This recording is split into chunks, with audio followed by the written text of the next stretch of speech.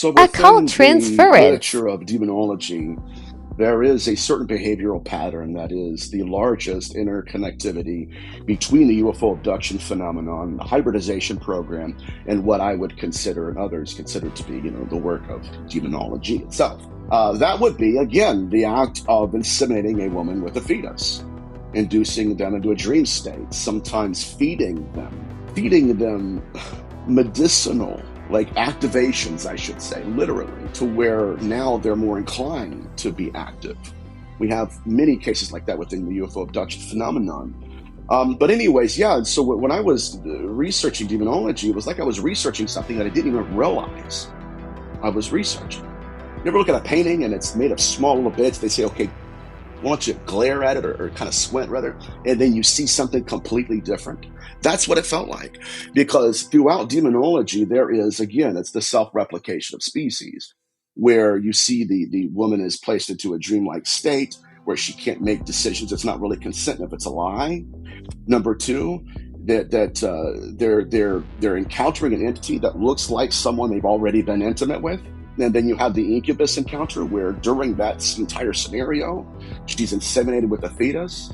And then suddenly, and I've proven this throughout my research with the debug phenomenon, all of a sudden you have consciousness and the fetus in the same body.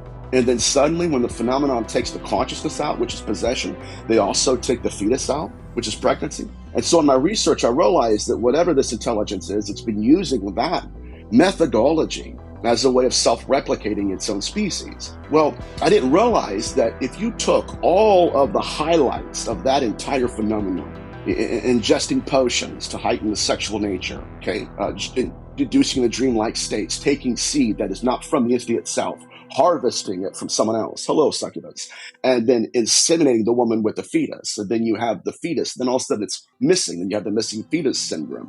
All of that is highlighted in one single ritual of self-replication, and that is of the mage. That's exactly what it is. It's called the red rite, and it's also called the ultimate black mass, where the practitioner, because they are almost impotent and they're dying, their body is no longer willing to survive much longer, they would go out, they'd take seed, they would inseminate a woman, and they would commandeer the consciousness of that fetus. It's called occult transference. Ufology has hijacked that phenomenon because, again, well, that's new. No, it's not new.